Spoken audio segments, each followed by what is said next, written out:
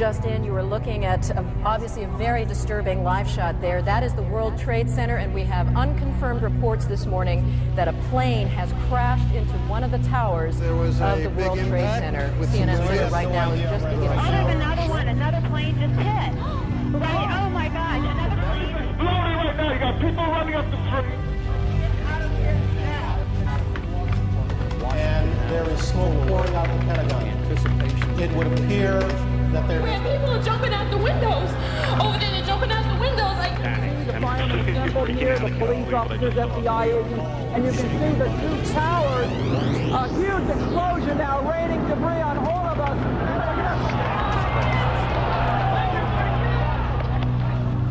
another plane has crashed. This one about 80 miles south of Pittsburgh.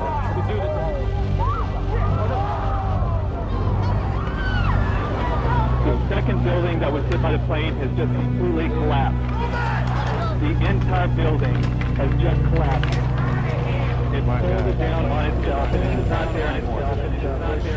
Just landing only a few minutes ago at Andrews Air Force Base, returning to the White House, getting ready to address the nation around 9 p.m. Never imagined was going to occur on his watch was to test his leadership qualities.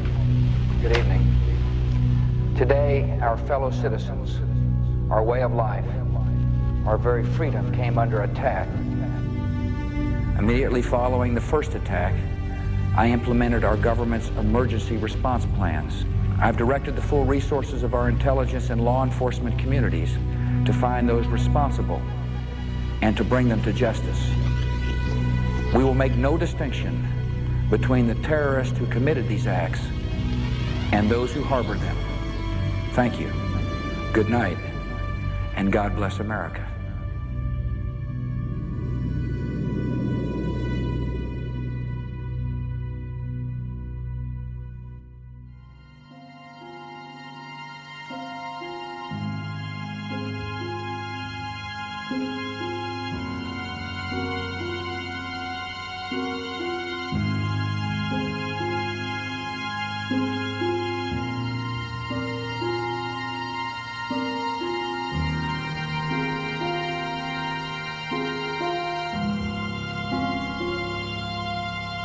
My name is Laurie Van Auken. My husband, Kenneth Van Auken, was killed on September 11th at the World Trade Center. He was on the 105th floor of the North Tower, which was the first building that was hit and the second building to collapse. My name is Patricia Casaza. I lost my husband, John Casaza. He worked for Cantor Fitzgerald on the 104th floor of the first tower. My name is Mindy Kleinberg, and I lost my husband, Alan. He worked for Cantor Fitzgerald on the 104th floor of the North Tower.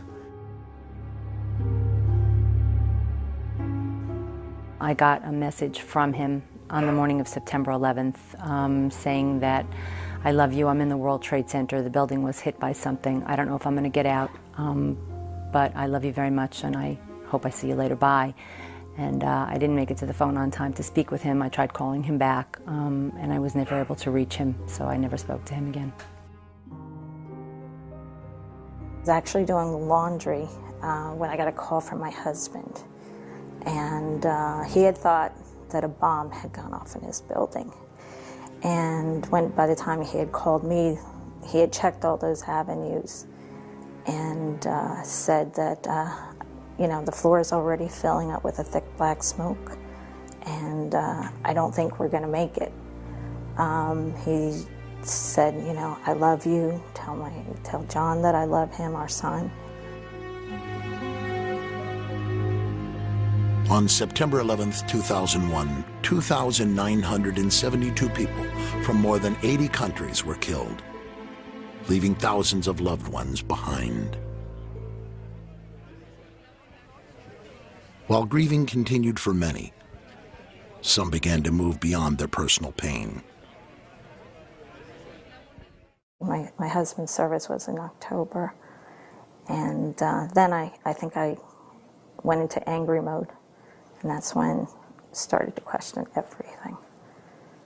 I spent a lot of time on the computer. I started reading every single article that I could get my hands on. I mean, there was no sleeping at the beginning because We were grieving, it was hard to lay down, so I would spend all night just researching. I want to meet with the NSA, CIA, and the FBI together in one room. Out of the many who were researching on their own, 4 widowed mothers found each other.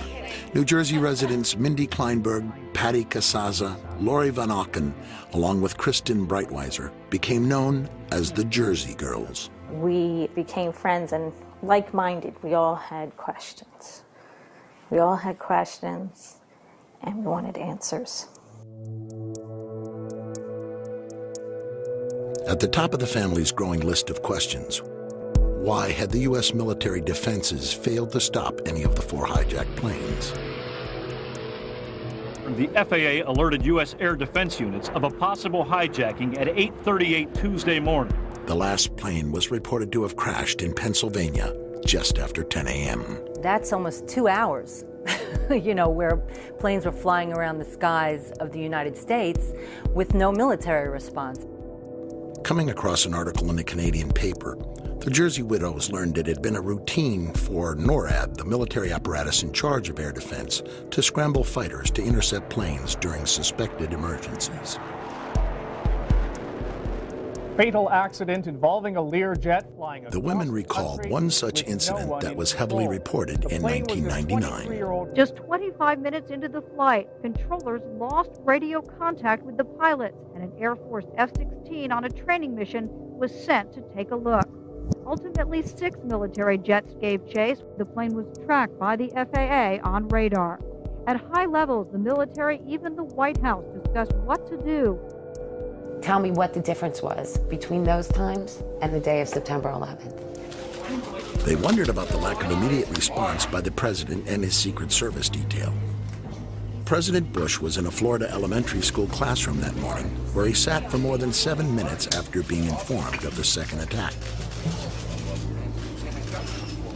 The Secret Service has an arrangement with the FAA. They had open lines after the World Trade Center. Tracking it by radar. And under these circumstances, they just move. They don't say, sir, or ask politely. They came in and said, sir, we have to leave immediately. And it grabbed me and literally grabbed you and moved you. Yeah. Immediately following the first attack, I implemented our government's emergency response plans. If people fell down on the jobs by not informing those who were in leadership positions, who had the power to do something, why were we not looking at what our protocols were there so that we could fix it going forward?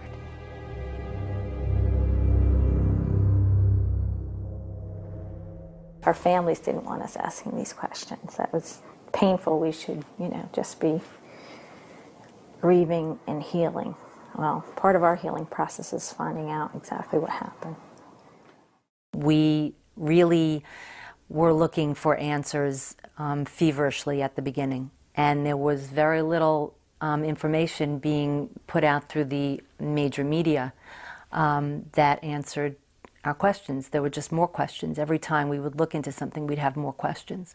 One article led to a question that begat another question that begat another question, and when you couldn't thread them together and you couldn't come to an answer that made sense, you know, we started to catalog our questions.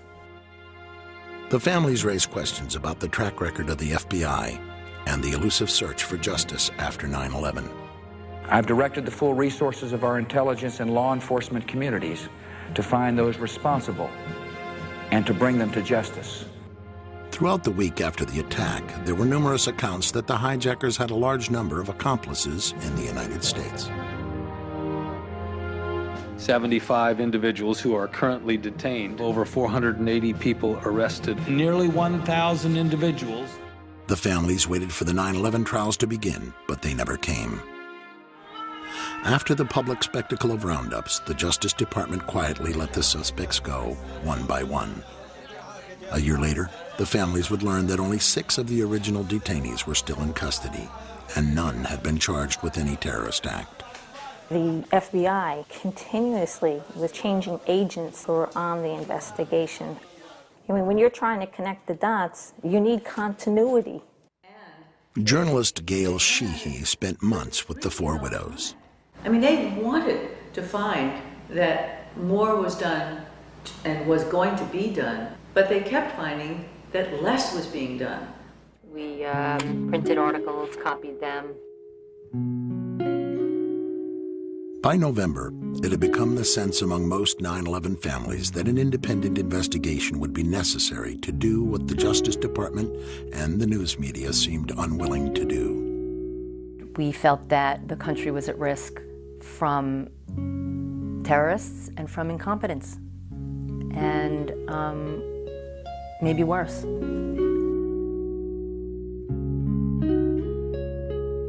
They'd get a little outside Washington, they'd stop at a red light, and they began wriggling out of their capri pants and putting on their nice little skirts and suits so they could go around all the offices of Congress, bedevil these members of Congress and say, what are you doing about this? Soon, a 9/11 Commission bill was being sponsored in Congress.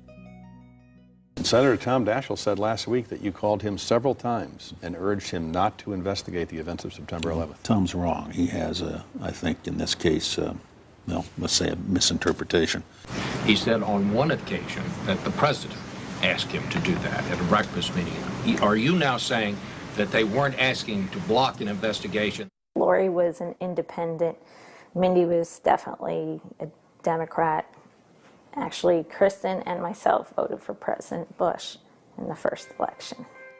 And yet, even though he should have been our biggest advocate, he turned into one of our biggest adversaries.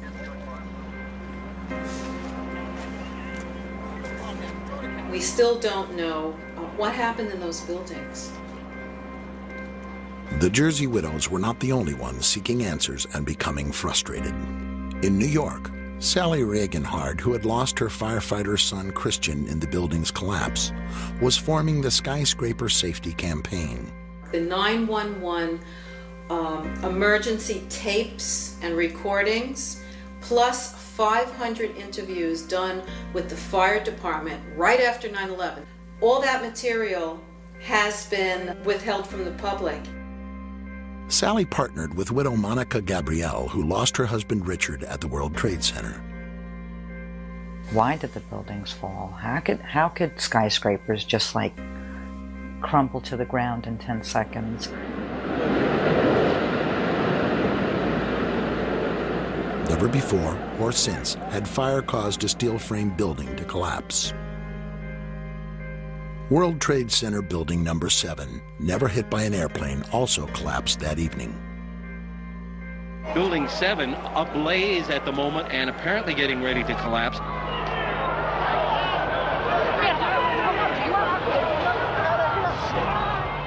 The largest structural collapse in world history, the largest loss of life on American soil since the Civil War, and not one governmental or elected official wanted to know why and how this happened.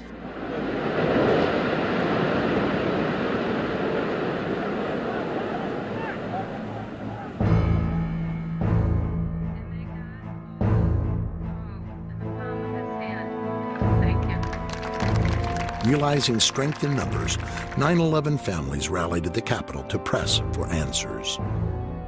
We need a full independent investigation. We must ask the tough questions and seek out the difficult answers. We must, as a country, grow and be made stronger and safer by the bitter lessons learned on September 11th. We are asking you, America, to stand behind us. Please. I was terrified to talk in front of anybody. This is not something that any one of us had ever done before. The rally united once isolated families. Bob McIlvain, who lost his son Bobby, came from Philadelphia to join the group. Being down Philly, it's like you're out of the loop. I was floundering by myself, just talking to people, trying to find anyone. That was the first time we all got together in a new direction to push for the commission. Sharing many of the same questions and concerns, a coalition of family members began to take form. Its goal, a formal investigation. Call your congressman. Tell them that you want to be safe. An investigation must not interfere with the ongoing efforts to prevent the next attack. Frustrated with the attitude of the White House and seeming lack of interest from the public, the family members began actively seeking support from the news media. And given the persistence of the media's focus on pain and suffering, it was not difficult for the Jersey widows to get their attention. You know, it was my private pain and my private story, and I really did not want to share that. But we made a conscious decision that we would start to say to them, okay, well, I will tell you about me personally if you talk about the fact that there's not an investigation. I'm joined right now by 4 women who lost their husbands in the attacks. Kristen Breitweiser is one of 4 New Jersey widows who lost. These women banded together after their husbands were killed, and now they're leading a campaign to find out exactly how did 9/11 happen.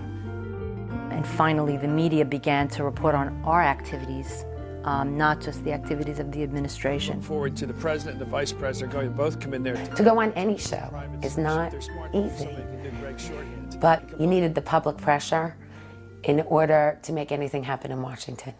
I mean, they need huge public pressure to move them. President Bush signed legislation today creating an independent commission to investigate the September 11th attack on America. Buckling under pressure, the White House was finally agreeing to a deal. But in a stunning series of revelations, it soon appeared that the White House was stacking the odds against an investigation it had not wanted in the first place. The president named a supporter, Dr. Henry Kissinger, Secretary of State in the Nixon and Ford administrations, to head the panel. He has a penchant for secrecy, which is not what's needed here. There are questions about his role in Vietnam, his role in the coup in Chile. Several family members approached Kissinger and requested a meeting at his office in New York. Prior to the meeting, Kristen Breitweiser conducted a thorough investigation of Kissinger's potential conflicts of interest. Probably much to the chagrin of some of the people in the room, Lori asked some very pointed questions. Would you have any Saudi American clients that you would like to tell us about? And he was very uncomfortable, kind of twisting and turning on the couch. And then she asked whether he had any clients by the name of Bin Laden. And he just about fell off his couch. Former Secretary of State Henry Kissinger stepped down from the position Friday. We thought the meeting went well. I wouldn't want to be in the way of some of these families. I mean, they're... Kissinger was soon replaced by Tom Keene, a former New Jersey governor, and former Congressman Lee Hamilton, who had chaired the House Intelligence Committee. The remaining 8 commissioners were all former D.C. insiders and lawyers, evenly split between Republicans and Democrats. Remember, in the 90s, they spent $100 million investigating Clinton's sexual exploits. $100 million. And they first allocated only $3 million to investigate the murder of 3,000 people.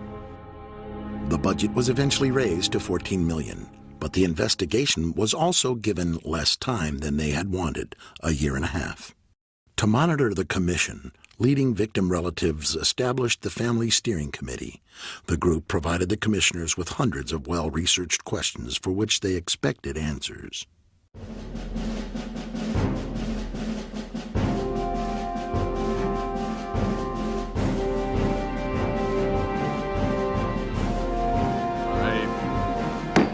That's the official start of our first public hearing of what is going to be an extraordinarily difficult and important job. In March of 2003, 441 days after the attacks, the official investigation began in New York. Mindy Kleinberg from September 11th Advocates.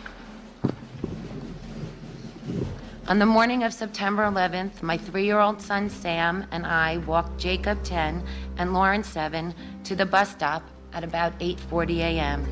Brad was 24 years old and the oldest of our 3 sons. Family Steering Committee members were among the first to testify before the commission. Hey Mom, it's Brad. Just wanted to call and let you know, I'm sure that you heard, or maybe you haven't heard, that a plane crashed into World Trade Center 1. We're fine, we're in World Trade Center 2. I'm obviously alive and well over here, but obviously a pretty scary experience. I saw a guy fall out of probably the 91st story all the way down. So you're welcome to give a call here. I think we'll be here all day. I'm not sure if the firm's going to shut down for the day or what, but give me a call back. I called Dad to let him know. Love you. Welcome, Mayor Michael Bloomberg of the City of New York. From the outset, many families were concerned by how the investigation was being conducted. We begged and pleaded that people should be put under oath. At the beginning, they were not. Will describe our city government. As the hearings progressed, the families were becoming more and more frustrated by what they perceived as softball questioning from the commissioners. I've appreciated already his remarks. We have certain questions that we, the families, wrote for each of the people that were coming to testify today. And the questions weren't asked. Complete waste of time. It was a bunch of people throwing accolades at each other and asking the same questions one after the other. Skirting around issues, not being defined enough in their questions. It's a stonewall. It's a cover-up. As far as I'm concerned, I'm very bitter. I'm very angry. Still, no one was prepared for what they then uncovered about Philip Zelikow, the executive director of the 9/11 Commission. He who had the power to say where the investigation was going, who would be interviewed, what would go into the 9/11 Commission report, what wouldn't. We have found out that he not only served on the transition team of the Bush administration, that he was a person who wrote a draft memo for the setup of the Bush administration's National Security Council, that he was an individual who wrote the preemptive war strategy that was eventually used for the war in Iraq, that he is a close friend of Condoleezza Rice's. We want him to resign. Philip Zelikow refused to resign, and Chairman Keene dismissed the family's concerns over conflicts of interest. Nearly a year in, the commission had only received a small amount of the documents that they had requested. At this point, what we have is literally hundreds of boxes of materials that have come into the commission, and we have not sorted through that. They gave them boxes and boxes of documents, but not left pertinent documents out. A deal announced yesterday between the White House and the commission investigating the September 11th attacks is proving to be rather controversial. Under the agreement, only certain members of the commission will be allowed to review classified documents from the White House, and their notes will be subject to administration review. I mean, I'm a member of the commission. The president has said only a minority of the commission can see a minority of the documents, and then they have to clear what they're going to say to the rest of the commission with the White House. The only two commission members allowed direct access to the documents? Jamie Gorelick, the Deputy Attorney General under President Clinton, and Philip Zelikow. I felt that the fix was in at that point in time. The majority of the commission felt that it was better to see these documents rather than take a chance of not seeing them at all. It's a scam. It's absolutely disgusting. This is important. We cannot do our responsibilities if we don't have all of us access to all the documents we need, including what's in the White House. And with the investigation nearing its deadline, the President, Vice President, and National Security Advisor were still refusing to testify publicly. Yet few Americans were aware of the family's plight. Up till then, the hearings had received only minimal coverage. Suddenly, that all changed. In testimony before the 9/11 Commission later this week, and in a new book to be published tomorrow, Against All Enemies, Clark will tell the story of what happened behind the scenes at the White House before, during, and after September 11th. To the loved ones of the victims of 9/11, your government failed you. Those entrusted with protecting you failed you. And I failed you. Mr. Clark is the first person that has apologized to the families. Clark's testimony provided the families with the timely leverage they needed to increase public pressure on reluctant White House witnesses. The Bush administration will allow National Security Advisor Condoleezza Rice to testify publicly before the 9/11 Commission.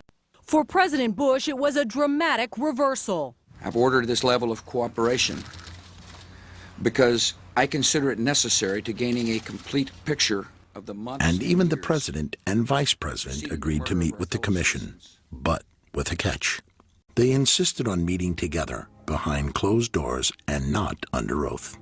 Mr. President, Why are you and the Vice President insisting on appearing together before the 9/11 Commission? Because the 9/11 Commission wants to ask us questions. That's why we're meeting, and I look forward to meeting with them and answering their questions.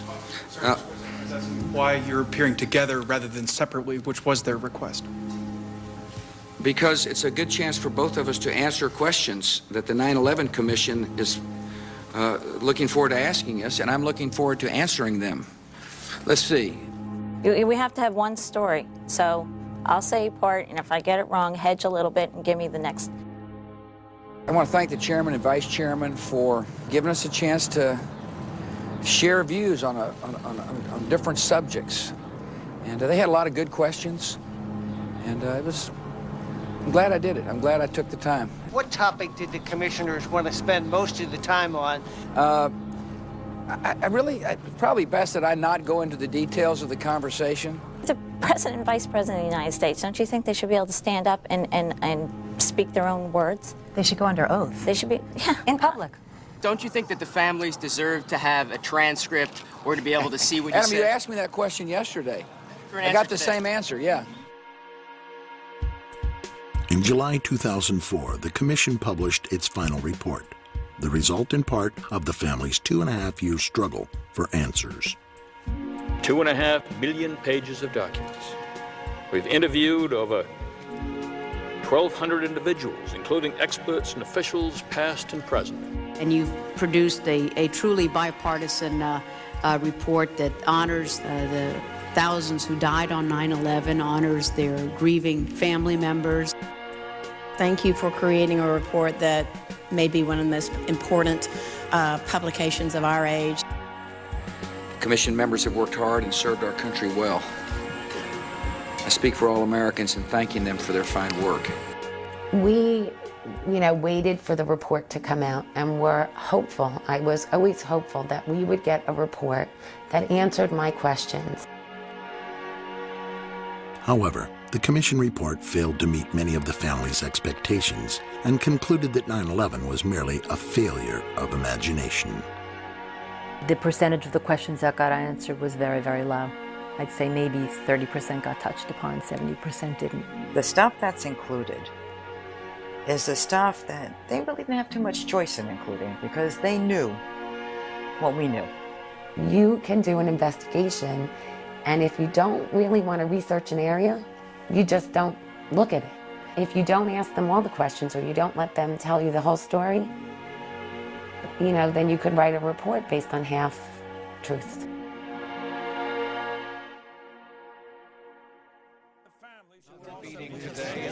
What is their feeling? Are the people who lost loved ones at 9/11 like the families of guys who were lost in Vietnam? They just can't get over it. Sometimes people try to become crusaders because they can't deal with reality. The families, I think, have to understand that it's virtually impossible to conceive of any way in which these attacks could have been stopped, even had the best things happened. On 9/11, the media started out by doing its job and somehow got waylaid and stopped doing its job. It began reporting solely on the administration and the government's activities. The news media, while yielding a fact here, a fact there, failed again and again to connect the dots. The one thing that I personally was hoping for was another Woodward and Bernstein with regard to 9/11. Someone, anyone that was willing to put their teeth into this. The families discovered a website created by independent investigator Paul Thompson.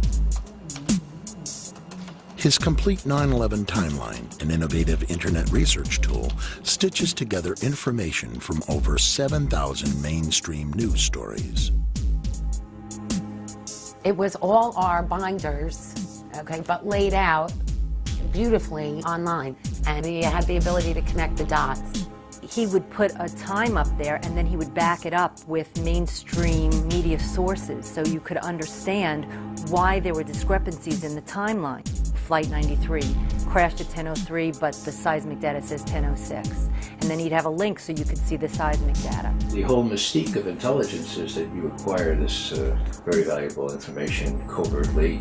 If the truth be told, about 80% Any of what the information that one needs is available in open source materials. Thompson's work soon gained mainstream media exposure. Paul Thompson's timeline is based on public documentation of what we know, what the world knows about 9/11. James Ridgway was among the first to bring attention to Paul Thompson's timeline. You know, it has to be almost taken more seriously than the 9/11 Commission, because, I mean, it's open. There's nothing secret here. As I began researching, I noticed this curious phenomenon, which is that there's a lot of explosive information that has come out in the mainstream press, but it comes out buried. As a casual observer of the news, I'd never noticed any of this stuff. You might find one important bit of information in, say, a newspaper story, and another bit of information on a news show.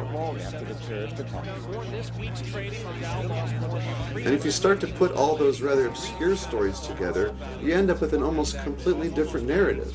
For just about any area relating to 9/11, the story is quite different if you dig deeper into the news. And clearly, something yesterday took place in New York that was not foreseen, that we had no specific information about. Like most Americans, Thompson initially didn't question the Bush administration's first statements about the attacks. The administration consistently maintained that there were no warnings or specific threats. No specific threat involving really a domestic operation or involving what happened, obviously, the city's airliner and so forth. There were no warning signs that I'm aware of that would indicate this type of operation in the country. I first became interested in 9/11 around mid-2002, right around the time that President Bush's now famous August 6th PDB became leaked to the press. President Bush was told in August that Osama bin Laden might be planning an attack involving the hijacking of U.S. aircraft.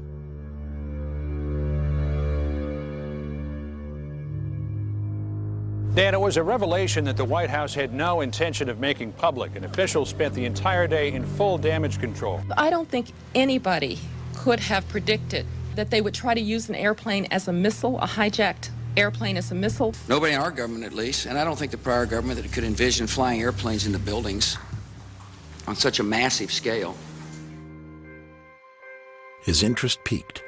Thompson began to search for news stories that might help him determine exactly how aware the White House had been of al-Qaeda's desire to use planes as weapons. He was quickly able to compile a wealth of examples that any journalist should have been able to find. One of the earliest dates back to 1995. It was codenamed Operation Bojinka, a terrorist plot to use commercial planes to attack U.S. targets. Ramzi Youssef, the bomb maker responsible for the 1993 World Trade Center bombing, had fled to the Philippines, where police discovered his bomb factory. Youssef again escaped, but his accomplice was arrested and spilled the chilling plot. Operation Bojinka, a plan to blow up multiple airliners over the Pacific, was heavily reported, but Thompson noted most journalists failed to mention the second aspect of the plot. Only CNN International dug deeper into this story. In confidential documents from the Philippines obtained by CNN, the plan was clear. He will board any American commercial aircraft, control its cockpit, and dive it at the CIA headquarters. Other buildings targeted the Pentagon and the World Trade Center. And the FBI, using the Philippine documents, did check the 4 flight schools named there, but found no evidence of any other planned terror attacks. Only NBC reported a stunning confession by a man allegedly trained by bin Laden. It was over a year before 9/11, a Pakistani-British man told the FBI an incredible tale, that he'd been trained by followers of Osama bin Laden to hijack airplanes, and he confessed he was now in America to carry out an attack. Khan was recruited into al-Qaeda at a British mosque, then flown to Lahore, Pakistan for hijack training in a Mach 767 cockpit before being sent to America, where he was told he would hijack a plane from JFK and fly it into a building.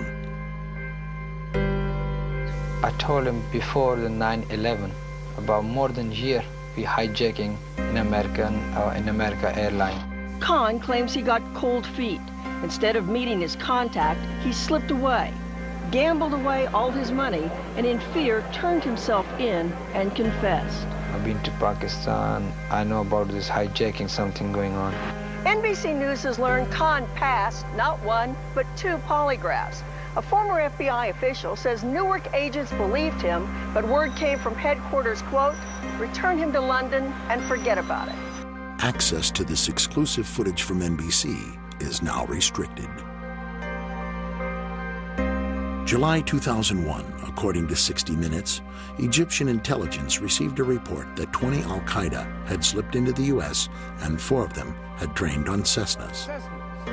Now, to the Egyptians, pilots of small planes didn't sound terribly alarming, but they passed on the message to the CIA anyway, fully expecting Washington to request more information. The request never came.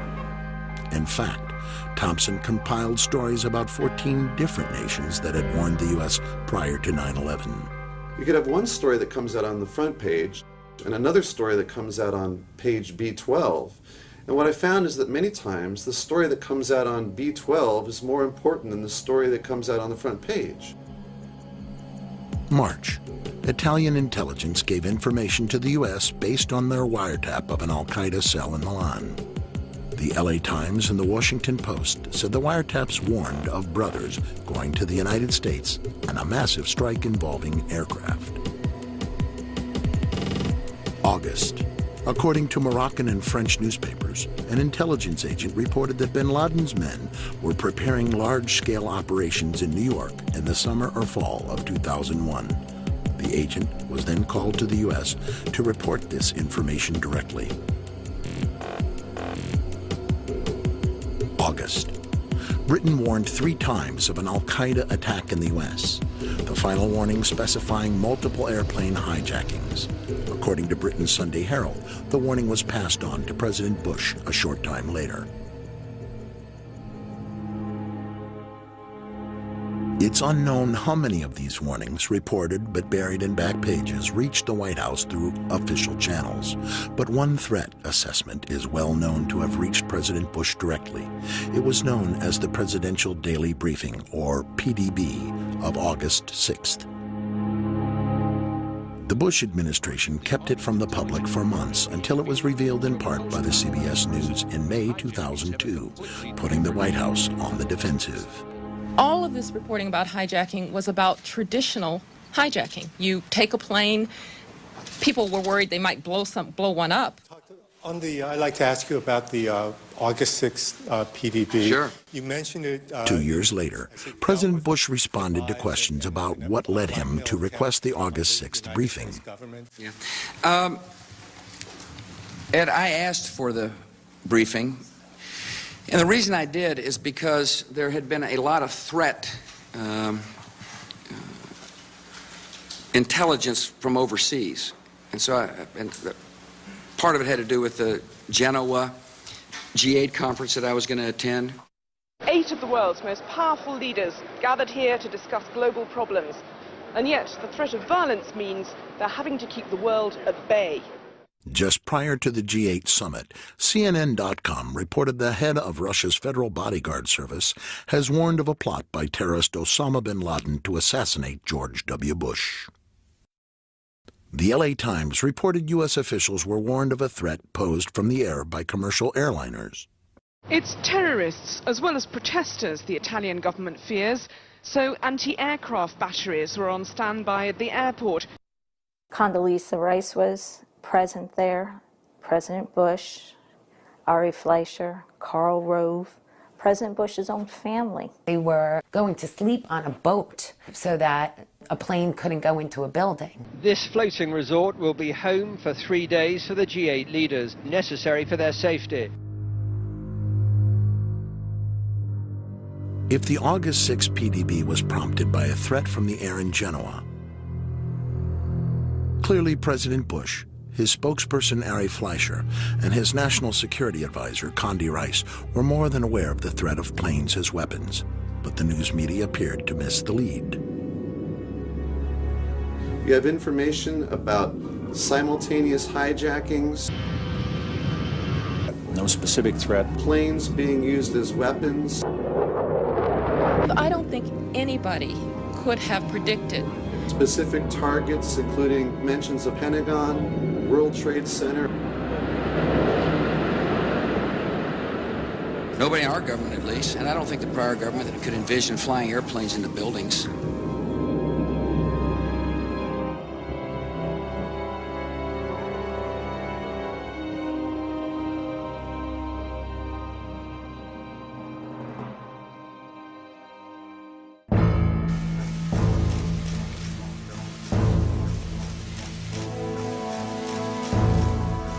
Dr. Rice, would you please rise and raise your right hand? You swear or affirm to tell the truth, the whole truth, and nothing but the truth. In April 2004, public pressure finally forced the White House to allow Dr. Rice to testify before the 9/11 Commission to answer questions about the PDB and the nature of warnings given the administration. The threat reporting that we received in the spring and summer of 2001 was not specific as to time, nor place, nor manner of attack. Almost all of the reports focused on al-Qaeda activities outside the United States. This sat in stark contrast to the warnings well documented in Thompson's timeline. What the August 6th PDB said, and perhaps I should read it to you. We would be happy to have it declassified in full. When she was testifying, one Ben Venice was really trying to get into the nitty-gritty. Did you tell the President at any time prior to August 6th of the existence of al-Qaeda cells in the United States? First, let me just make certain. If you could just answer that question, first, because I only have a very limited... I understand, Commissioner, but it's Did you tell the important that I also address... It wasn't like a trial. You couldn't grill these people till you got the answer. I really don't remember, Commissioner, whether I discussed this with the President. Just let me move on, if I may. There were no specifics. What about August 6th? What did August 6th memo say? And then she would start going off. It was historical information based on old reporting. There was no new threat information, and it did not, in fact, warn of any coming attacks inside the United States. And what was the title of the memo? I believe the title was Bin Laden Determined to Attack Inside the United States. Now, the PDB... 2 weeks later, the White House finally declassified the PDB. There's lots of examples where it's a domestic threat. Bin Laden told followers he wanted to retaliate in Washington. You know, Bin Laden was planning to exploit the operatives' access to the U.S. to mount a terrorist strike. Abu Zubaydah was planning his own U.S. attack. Less FBI information since that time indicates patterns of suspicious activity in this country consistent with preparations for hijackings or other types of attacks, including recent surveillance of federal buildings in New York. That's present tense and domestic. Ari Fleischer came out right after September 11th and said there were no warnings. I watched him tell me there were no warnings, okay? I want to know why nobody has gone back and said, what did he mean? Howard Dean recently seemed to muse aloud whether you had advanced knowledge of 9/11. Yeah. Look, there's time for politics. And, you know, it's time for politics, and it's an absurd insinuation. The press has reported this one and that one, but they haven't really put it all together and said, God, how many different warnings did you get? How many different ways was this information coming at you? And why wasn't anything done about all these warnings?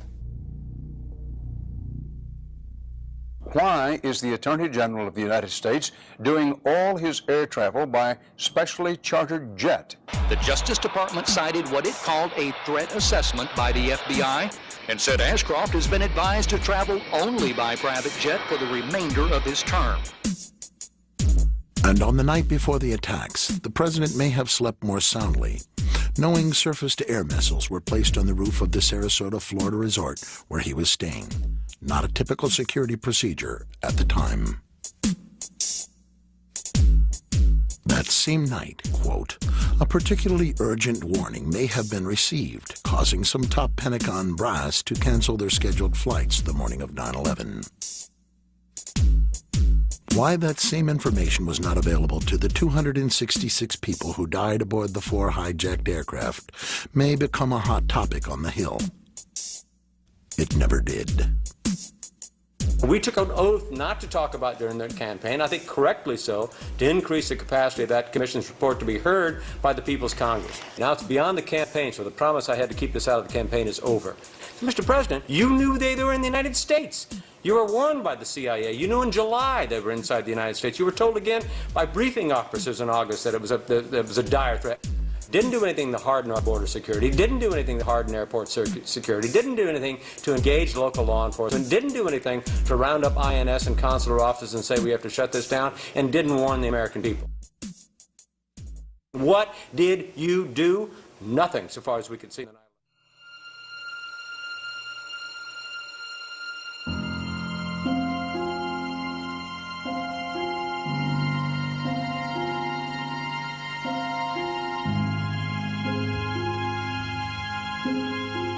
The government first said there were no warnings.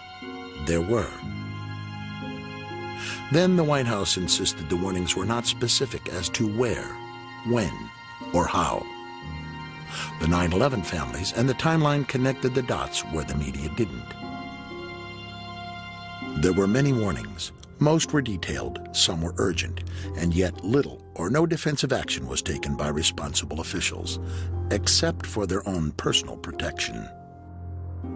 The public was better informed in the summer of 2001. Lives would have been saved. Maybe the attacks wouldn't have been prevented. Lives would have been saved. My husband was in Tower 2. If he knew that it was a terrorist attack, he wouldn't have stayed in the building. When they were told that the building was secure and to stay at their desk, maybe they would have left.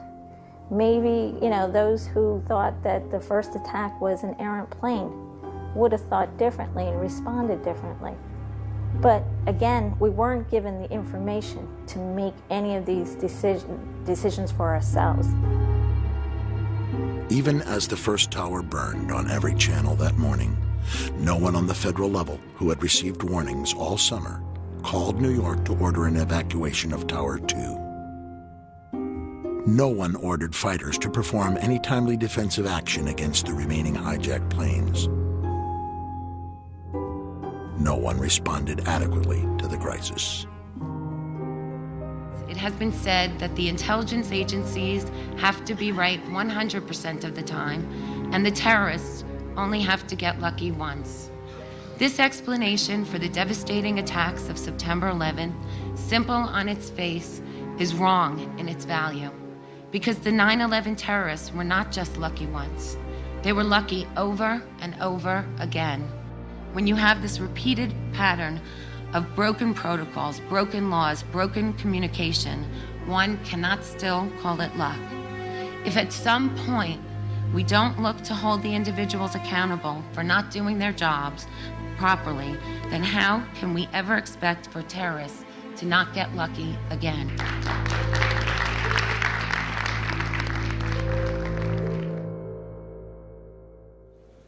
Mr. Speaker, the President of the United States.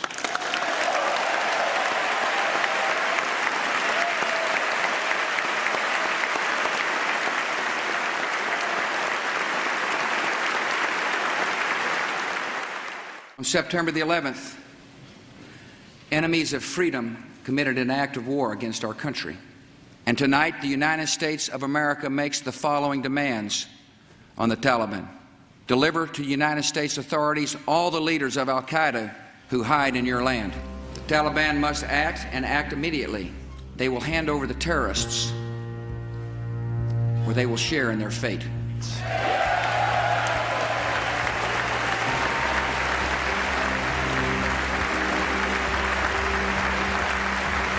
We have a live picture that we're showing from Kabul. American ground forces at this hour are penetrating Afghanistan. Mazar-e-Sharif apparently has been taken. We had reached to the outskirts of Kabul. One of Osama bin Laden's top lieutenants was killed. One of the infamous al-Qaeda caves. Plenty of room for some fighters to hide when the American bombs start to fall. Unbroken military activity attacking the White Mountains. Despite the crushing defeat of al-Qaeda forces at Tora Bora, U.S. military officials still don't know where to find Osama bin Laden. This is Tora Bora, the remains. The rest of the Afghan fighters are headed home. The caves of Tora Bora conquered, a terrorist shelter, now just a hole in the ground. The distinguished interim leader of a liberated Afghanistan, Chairman Hamid Karzai.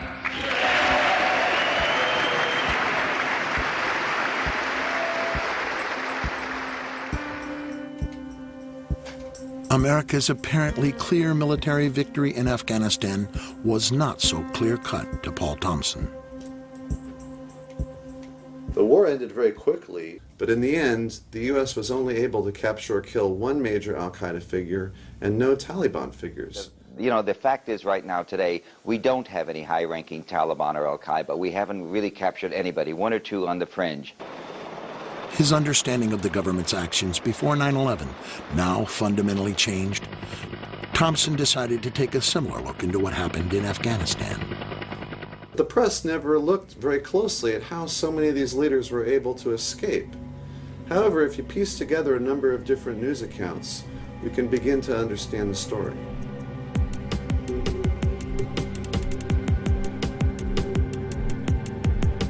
Early November, the London Times reported bin Laden's closest advisors all escaped in a late-night convoy from the Afghan capital of Kabul. An eyewitness reported, "We don't understand how they weren't all killed the night before, because they came in a convoy of at least 1,000 cars and trucks. It must have been easy for American pilots to see the headlights." By the 10th, bin Laden had joined the convoy in Jalalabad. An intelligence official told Night Rider newspapers it was obvious that this area was to be the base for an exodus to Pakistan. We were amazed that nothing was done to prepare for it. On November 14th, the Northern Alliance captured Jalalabad. That night, 1,000 fighters and a convoy of several hundred vehicles escaped again, this time with bin Laden, driving hours to the fortress in Tora Bora. The U.S. bombed the nearby Jalalabad airport, but apparently did not attack the convoy. November 15th, at the cave complexes of Tora Bora, an estimated 1,600 of bin Laden's fighters are now surrounded. The most important battle of the war begins. U.S. warplanes are keeping a close eye on mountain passes. U.S. Special Forces are working with Pakistani troops on the border to block possible escape routes. While there were two main escape routes, Newsweek reported that the U.S. bombed only one. Using the other route, hundreds of al-Qaeda and Taliban, including senior leaders, escaped. In the wake of the attacks, eyewitnesses told Britain's The Daily Telegraph that they were shocked that the U.S. had surrounded Tora Bora only on 3 sides. Bin Laden walked out of the Tora Bora cave complex and into Pakistan with a number of loyal followers. Of course we're after Saddam Hussein, bin Laden. He's isolated. In August 2005, a story broke that gave Paul Thompson a missing piece of the puzzle. In an exclusive interview with Newsweek, the CIA field commander in Tora Bora during the invasion, Gary Burnson, broke his silence. He explained that his intelligence operatives had tracked bin Laden to Tora Bora. Mr. Bernstein feels so strongly about getting this story out and getting his book published that he actually resigned 2 years short of retirement from the CIA in order to publish his book.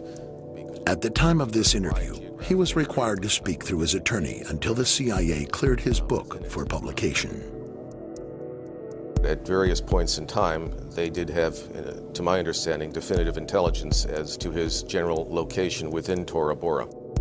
I can't go into detail as to the actual sources of the intelligence and the collection methods because those remain classified.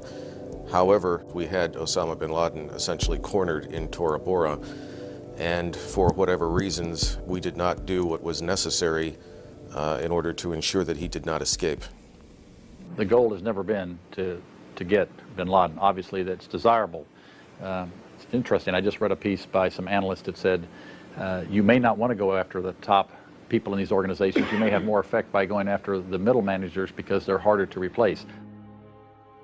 Toward the end of the war, when all eyes were on Tora Bora, the news media missed another major story. Again, thousands of Taliban and al-Qaeda escaped without drawing U.S. fire, this time from the northern city of Kunduz. The Taliban's only stronghold in the region has all but fallen to the forces of the Northern Alliance. Once again, the door was left open for escape. Our side in that battle had the enemy surrounded. There were a reported perhaps 8,000 enemy forces in there. Oh, they had the cream of the crop of al-Qaeda caught. Journalist Seymour Hersh later broke this story in the New Yorker magazine, briefly sparking TV news coverage.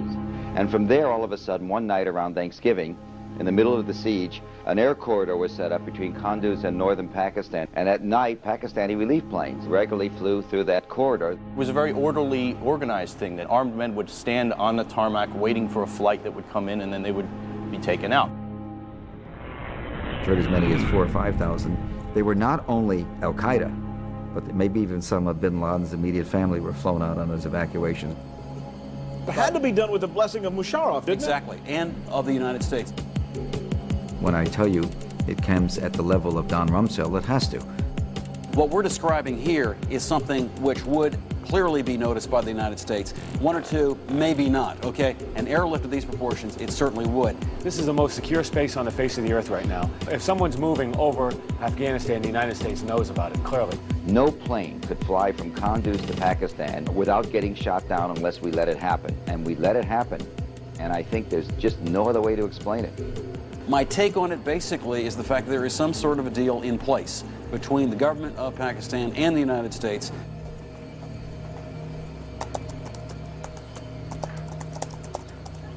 Intrigued, Thompson looked deeper into Pakistan. His timeline showed Osama bin Laden was reportedly last seen in Pakistan after escaping from Tora Bora. CBS News has exclusive information tonight. But thanks to an in-depth investigation by CBS, he also learned bin Laden was in Pakistan on the eve of 9/11. Bin Laden was spirited into this military hospital in Rawalpindi for kidney dialysis treatment.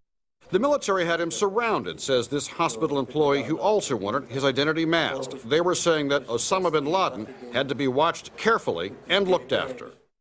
We will make no distinction between the terrorists who committed these acts and those who harbor them.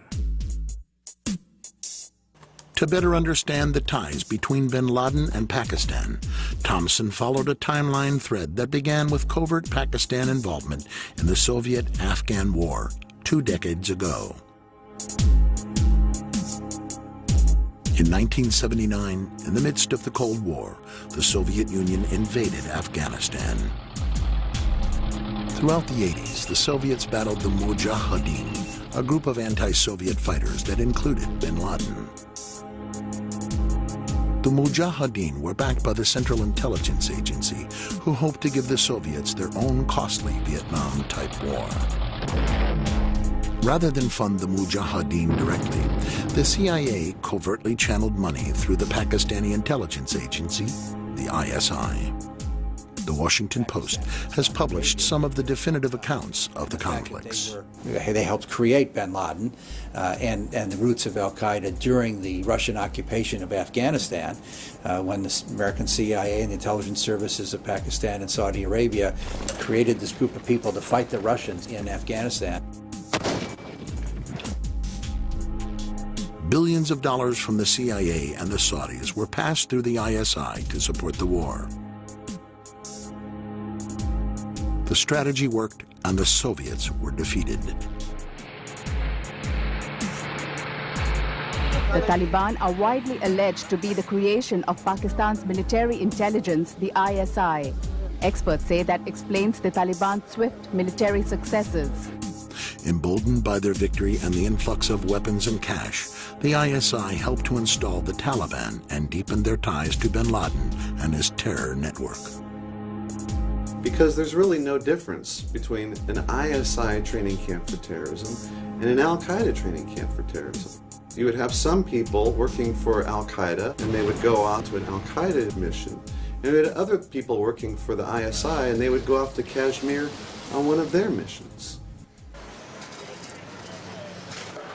Thompson wondered if ISI involvement in terrorism included the attacks of 9/11.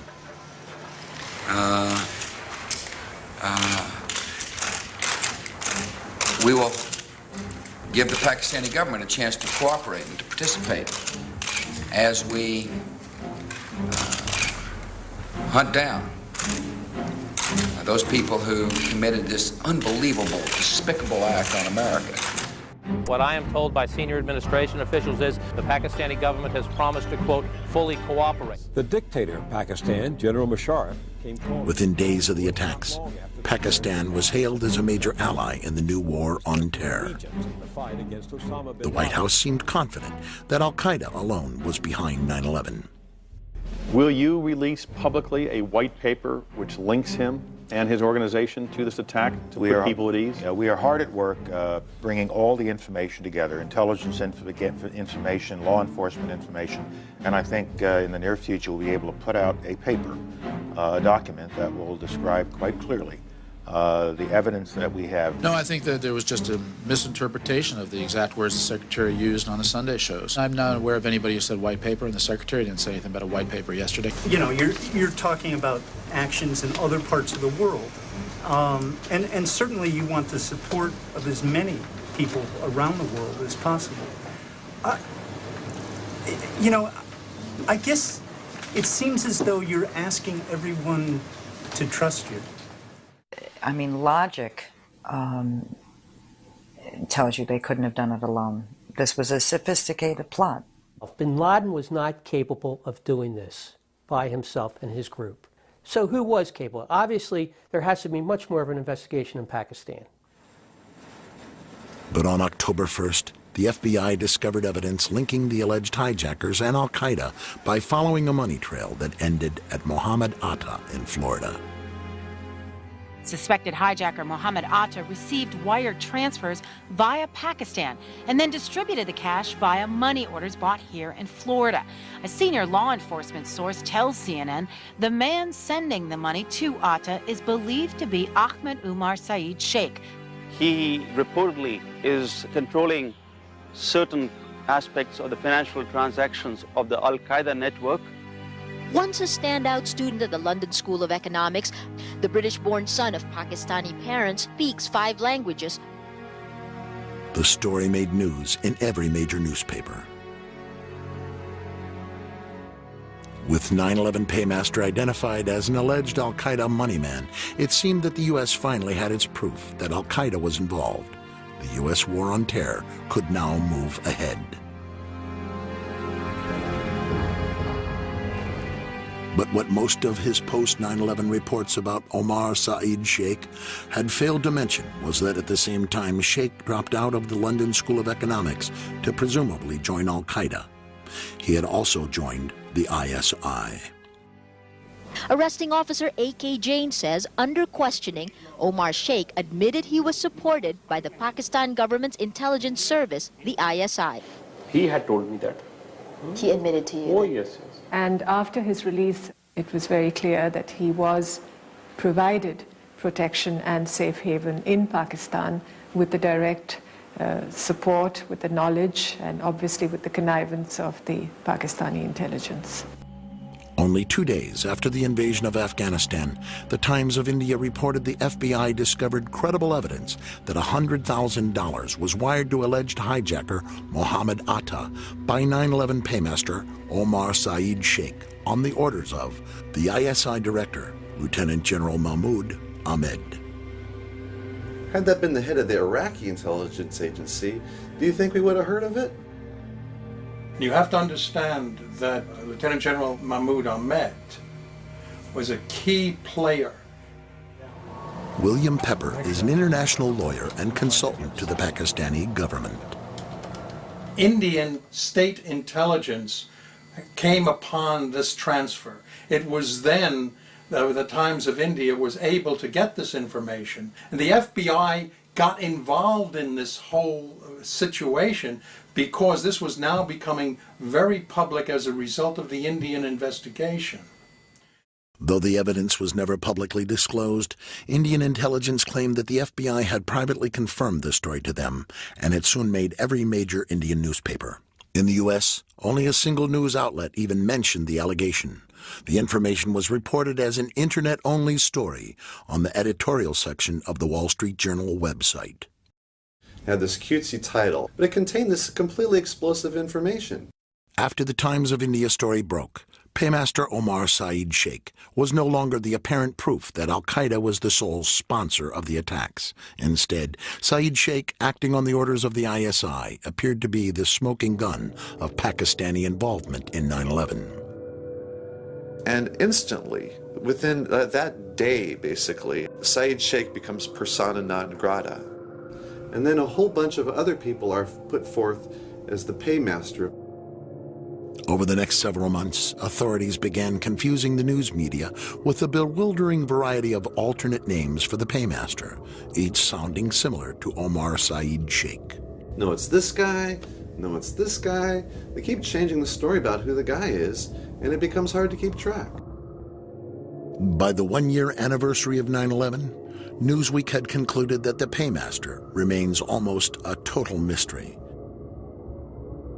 The 9/11 Commission would ultimately conclude that the question of who financed the attacks is of little practical significance. And in my opinion, it seems to be a bunch of smoke and mirrors to try to really hide the fact that there's money coming from the ISI going to the hijackers.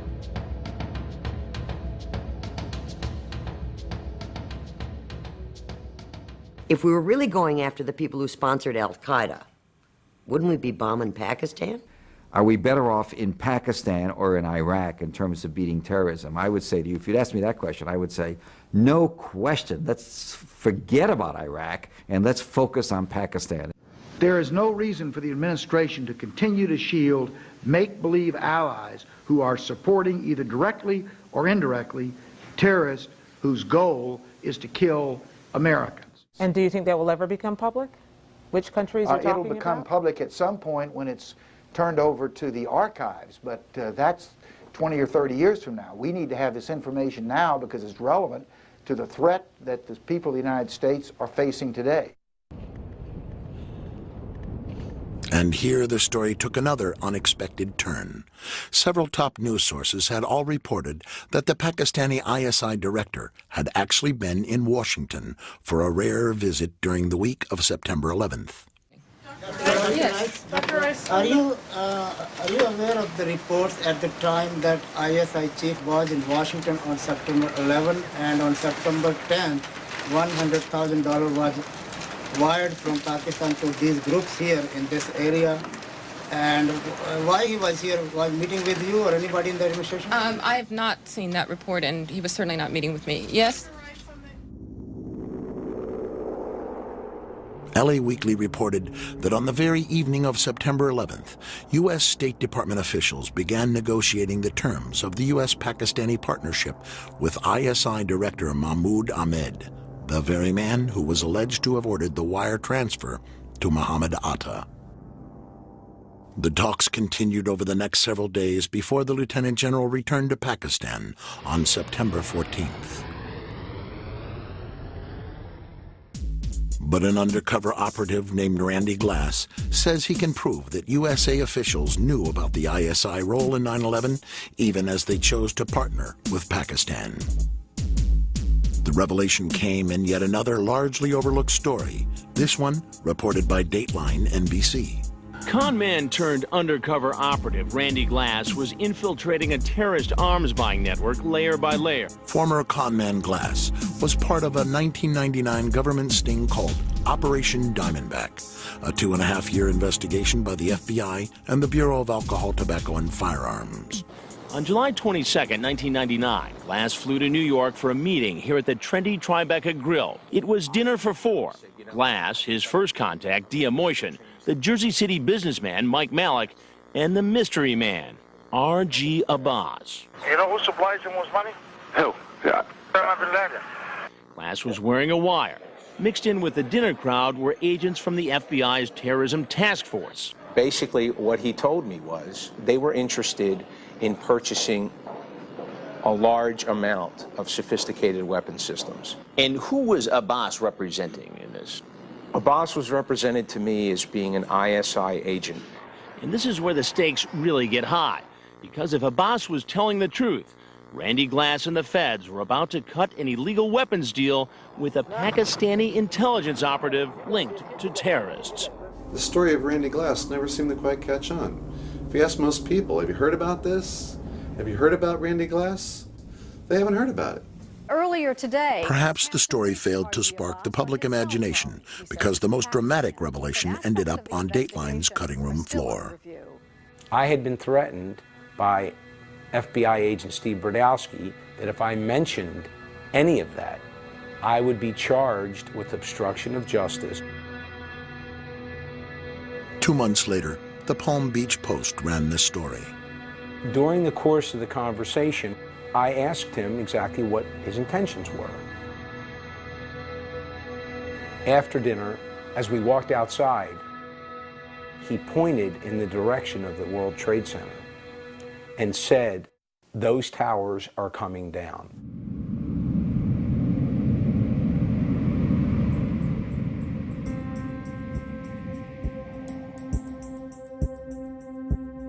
I'm not suggesting from this that Pakistan is the quote-unquote solution to 9/11, because it's not. Pakistan is one part in a very complicated story. But the question to me is, who else was involved with Al-Qaeda? Was Al-Qaeda used as a tool? Just as in the 1980s, the Mujahideen were basically used by the U.S. government.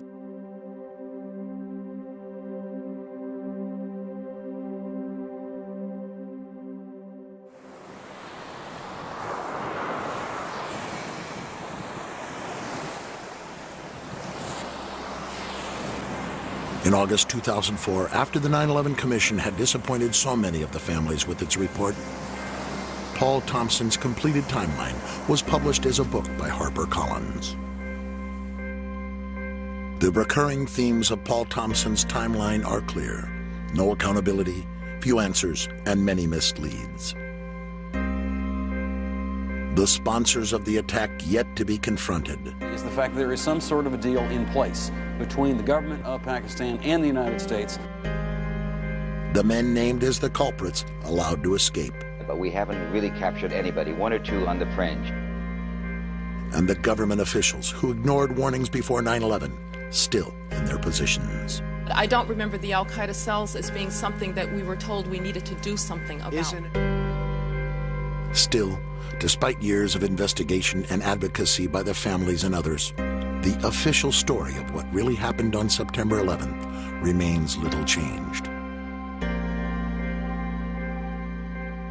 What is democracy? You know, it's government by the people. It's a simple equation, okay? The biggest part of democracy is the media. They have to hold everyone accountable. You know, it would be impossible as a citizen to be up and informed on every single topic, because it took us thousands of hours of research in order to be informed enough to ask the right questions here. And that's where you need media, because you know what? Somebody has to be out there connecting the dots. And we don't have that. Good morning, everyone. Thank you very much, Diane and Charlie. Please don't go away, because I think news reporting has drastically changed since 9/11. Rebecca Abrams, an assignment editor with ABC News. The reporting now, there is always use of caution in how we cover a story. For those tuning to the internet rather than network news, online buzz about President Bush in the Florida classroom had started within weeks of the attacks. But most Americans remained unaware. For nearly 3 years, the footage gathered dust on newsroom shelves as the networks avoided the issue in their anniversary retrospectives.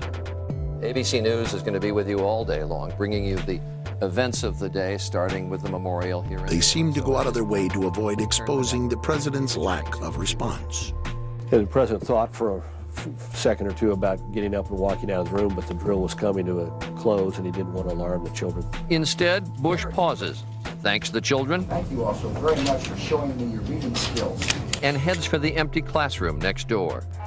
This is Michael Moore. Finally, into the void created by the news media glossing over the discomforting issues came filmmaker Michael Moore with his record-breaking film, Fahrenheit 9/11. Sharply critical of the administration, the film sparked controversy and fiery attacks on Moore himself, including during prime time at the Republican National Convention. Please, my friends. He's certainly not a disingenuous filmmaker. Why had it been left to McCain's disingenuous filmmaker to bring these questions to the American public? Fahrenheit 9/11, which is based a lot on our reports at BBC television on my book. ABC News has free access to everything we do at BBC television. We say, go ahead, run it. Run the story. You don't like the way Michael Moore does it? You think it's too polemical or biased? Fine. Run the hard news, buddy. It's on AP, it's Bulletin Crash. We are every day kicking and screaming in the newsroom, trying to get stories out. But we could do a story and it might not make air. You have someone from the corporation making the editorial decisions. These are not journalists. Another reaction from the administration now, and again, not exactly... With the stifling of dissent on the rise in America after 9/11, the tough questions were not asked, much less answered. You know, there was a time in South Africa that people would put flaming tires around people's necks if they dissented. And in some ways, the fear is that you'll be necklaced here. You'll have a flaming tire of lack of patriotism put around your neck. Now, it's that fear that keeps journalists from asking the toughest of the tough questions. So all this information keeps popping out here and there, but what happens is that no one wants to take the ball and run with it because all the information's there. If we could put it together and get it into the Washington Post as a 10-day series, and people are saying, unbelievable. The facts were dribbled out and over such an extended period of time that I think that effect was lost on the American public. The press should have been doing a better job of putting those conflicts, if you will, side by side in a cumulative report. But that's not the job of reporting. That's the job of editorial pages and politicians and others to make those kinds of judgments, and the public itself and the 9/11 relatives themselves to make those kinds of assertions. All we can do in our reporting is report facts. And we have reported those facts, and we have held those facts up against public statements at the time, which is why they know that that's what took place from our reporting.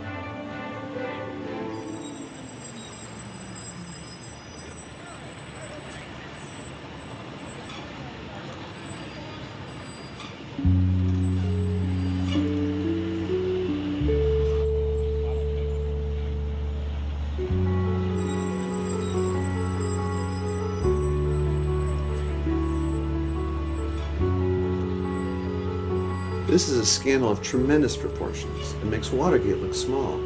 But there's a strange lack of interest of people both on the left and on the right. Nobody seems to want to uncover the truth and just follow leads wherever they may go, because I think that goes to a lot of really damaging places. Maybe we shouldn't have questioned whether or not President Nixon had any involvement in Watergate. Maybe we should have just accepted that story. Maybe we should have accepted the story that President Clinton had no involvement, had never had sex with that woman, Miss Lewinsky. So just because it's the official story of record does not mean that we should not delve further and to see if really that is the actual story. Yes, they lied. They all lied. Whether consciously or unconsciously, it happened. Now we need to look into why they lied and what were the results of those lies. We can't have these wars, reorganize our way of life based on a false understanding of what 9/11 was. We have to go beyond the myth and get to the truth. We have to know. We have to. 9/11 was the biggest don't ask, don't tell. And if it wasn't for the families, we wouldn't have anything. And that's very frightening. We had to take this tragedy and do the best we could with our lives and with our country to try and make the people that are supposed to protect us do the right thing. What I really wanted to happen here is for my children to feel safe. I could have cared less who was in office. I wanted the truth, and I wanted what was wrong to be fixed. What we're left with after our journey is no answers, no accountability, and I've wasted 4 years of my life trying my damnedest, along with the other family members, to make sure this never happens again.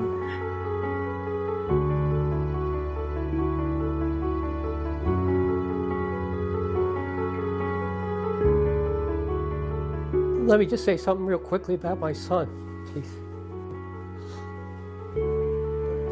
On the wall in his room,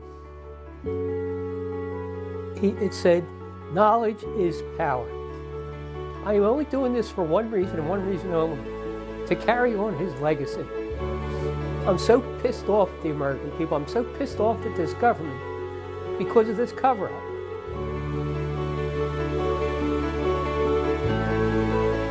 John Gerard Coughlin. Timothy J. Coughlin. Anne Marie Kramer. Christopher Seaton Kramer. And my big brother, Wade Brian Green. We miss you, we love you, and you are always in our hearts.